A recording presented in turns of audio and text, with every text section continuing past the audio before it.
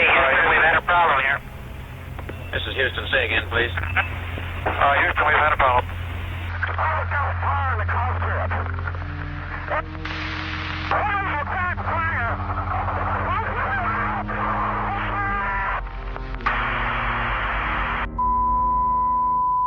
Scheduled to launch on February 21, 1967, Apollo 1 was meant to be the first crewed mission of the Apollo program. The mission was planned to be a low-Earth orbital flight of the Command and Service Module, showcasing the Apollo Saturn V rocket. However, 1 month earlier, on January 27, 1967, tragedy struck the launch pad at Cape Kennedy during a pre-flight test, shattering the hopes and dreams of a nation poised for greatness.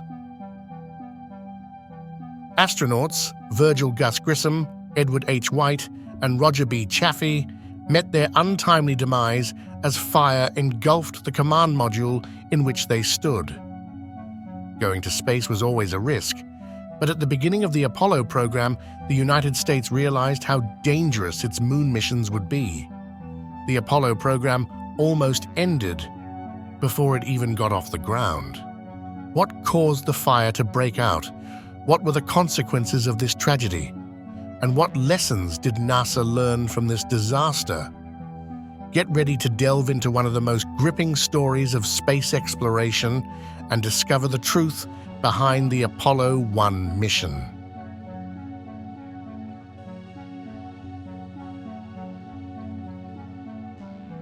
The Apollo 1 crew announcement press conference took place in March 1966. This press conference marked the beginning of the Apollo program's public journey, providing insight into the mission's objectives and the astronauts involved. Gentlemen, the occasion, of course, is the naming of the first Apollo flight crew. Crewmen will be Lieutenant Colonel Gus Grissom, Lieutenant Colonel Edward H. White, and Lieutenant Roger B. Chaffee. As the Apollo 1 crew announcement press conference unfolded in March 1966, it marked a pivotal moment in space exploration history. Among the distinguished astronauts revealed, one name stood out: Gus Grissom, the second American to fly in space, was supposed to serve as the command pilot of the Apollo 1 crew. Before Apollo, he participated in the Mercury and Gemini programs before joining the Apollo program. In 1961, he completed a 15-minute suborbital flight aboard the Mercury Redstone 4 mission. Grissom then commanded the first crewed Gemini mission, Gemini 3, in 1965, showcasing his ability to maneuver a space capsule manually. Another key figure was introduced: Lieutenant Colonel Edward H. White, who emerged as the senior pilot for the Apollo 1 mission. He was the first American to perform a spacewalk during the Gemini 4 mission in 1965. He spent nearly twice the scheduled time outside the spacecraft, thoroughly enjoying his historic moment. His spacewalk aimed to prepare astronauts for upcoming Apollo missions.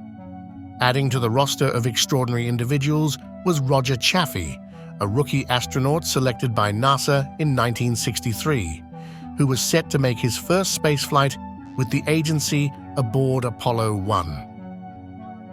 Chaffee was responsible for flight control communication systems, instrumentation systems, and altitude and translation control systems.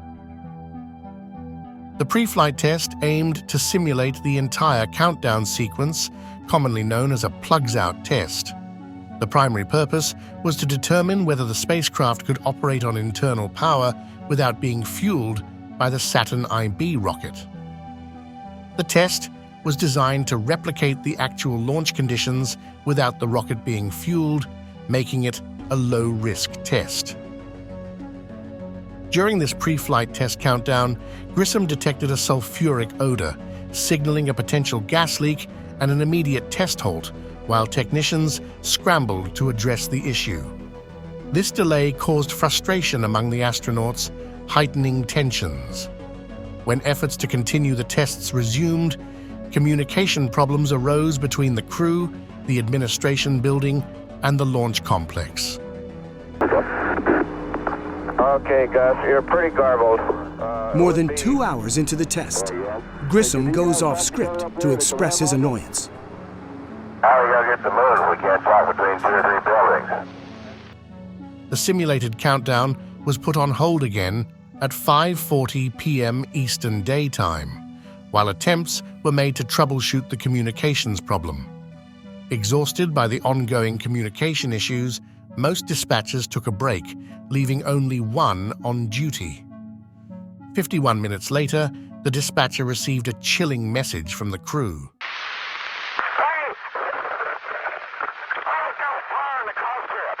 Followed by screams that eventually faded to silence.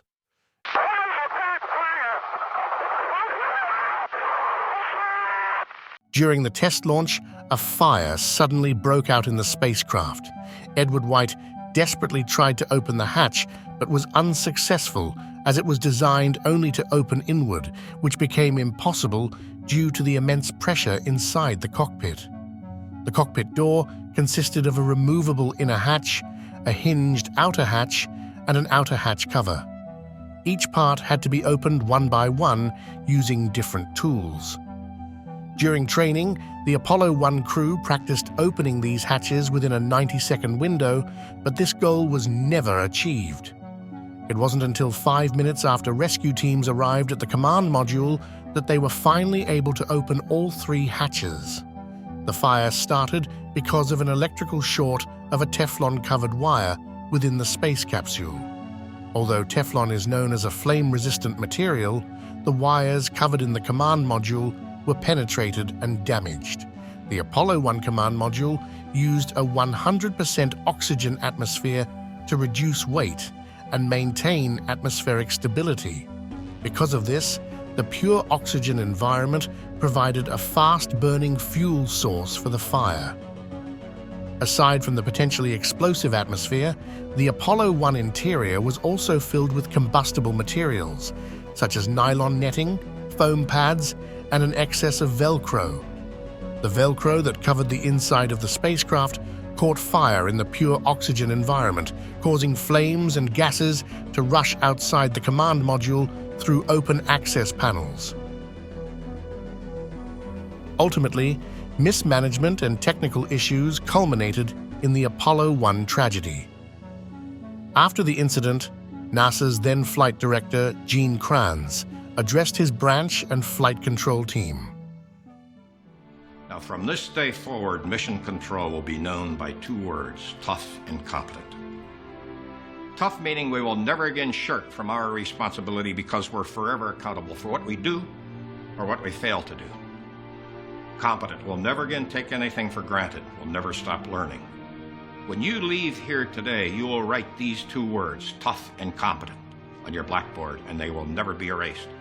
They will serve as a constant reminder to the sacrifice of Grissom, White, and Chaffee. NASA fixed the problems. They changed the launch atmosphere of future spacecraft to a 60-40 ratio of oxygen and nitrogen. New non-combustible materials were developed for spaceflight with fire safety as a priority, and spacecraft hatches were redesigned with simplicity and safety in mind, and now open outward. Despite the setback caused by the Apollo 1 tragedy, the United States Apollo program continued with its following missions. We are bringing to you the most important story of this century: mankind's breakthrough into space. The program was born from the fierce competition between the United States and the Soviet Union. This rivalry extended to space exploration to demonstrate their technological superiority during the Cold War, with both nations striving to outdo each other in a bid for global dominance, becoming popularly known as the space race. During the Cold War era, the Soviets launched Sputnik 1 in 1957. The Soviet Union's rocket launch demonstrated that the Soviet Union could deliver nuclear weapons over intercontinental distances and thus challenged American claims of military, economic, and technological superiority, leading President Dwight D. Eisenhower to establish the National Aeronautics and Space Administration, better known as NASA, and initiate Project Mercury. On May 5, 1961, Alan Shepard became the first American in space, completing a 15-minute suborbital journey. However, it was still overshadowed by the Soviet Union's achievement when Yuri Gagarin, a Soviet Union cosmonaut, became the first human to orbit the Earth a month earlier on April 12, 1961. This prompted President John F. Kennedy to declare a bold ambition to land a man on the moon and return him safely to Earth before the end of the 1960s. Since the Soviet Union had higher lift capacity launch vehicles, Kennedy chose, from among options presented by NASA, a challenge beyond the capacity of the existing generation of rocketry so that the US and Soviet Union would start from a position of equality. On September 12, 1962, Kennedy delivered a speech before a crowd of about 40,000 people in the Rice University football stadium in Houston, Texas. We choose to go to the moon. We choose to go to the moon in this decade and do the other things, not because they are easy, but because they are hard. Because that goal will serve to organize and measure the best of our energies and skills. Because that challenge is one that we're willing to accept, one we are unwilling to postpone, and one we intend to win. Despite opposition from many Americans and being labeled a moondoggle by mathematician Norbert Wiener from the Massachusetts Institute of Technology, the proposed program continued to progress. This initiative was later known as Project Apollo. As the program started with the tragedy of Apollo 1, NASA decided to cancel Apollo 2 and Apollo 3. Subsequent missions, Apollo 4, 5, and 6, were unmanned space flights meant to test and validate the technologies and spacecraft that enabled NASA to land a man on the moon and return him safely to Earth.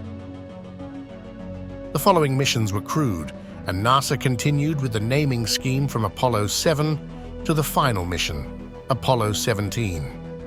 The Apollo 1 mission patch holds a special significance as it was designed by the courageous crew of Virgil Gus Grissom, Edward White, and Roger Chaffee. The patch features a design that represents their vision of the ultimate goal of the Apollo program, with the moon in the background and Florida, the launch point, prominently displayed. The yellow border with the mission and astronaut names, surrounded by stars and stripes trimmed in gold, adds to the patch's brilliance. The crew chose this design, and it became official after the tragic fire that claimed their lives.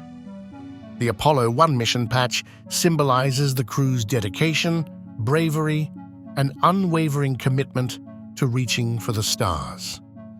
The Apollo 1 crew members who tragically lost their lives in a cabin fire are honored among other fallen astronauts at the Space Mirror Memorial in Florida's Kennedy Space Center Visitor Complex. On October 1st, President Jimmy Carter posthumously awarded Virgil Grissom the Congressional Space Medal of Honor. On December 17, 1997, President Bill Clinton bestowed the same honor upon Edward White and Roger Chaffee. Additionally, Apollo 11 astronauts Neil Armstrong and Buzz Aldrin left a mission patch from Apollo 1 on the moon's surface. Then again, during the Apollo 15 mission, astronauts left another memorial on the moon with a small statue, the fallen astronaut, and a plaque containing the names of the Apollo 1 astronauts and others who perished in the pursuit of space exploration.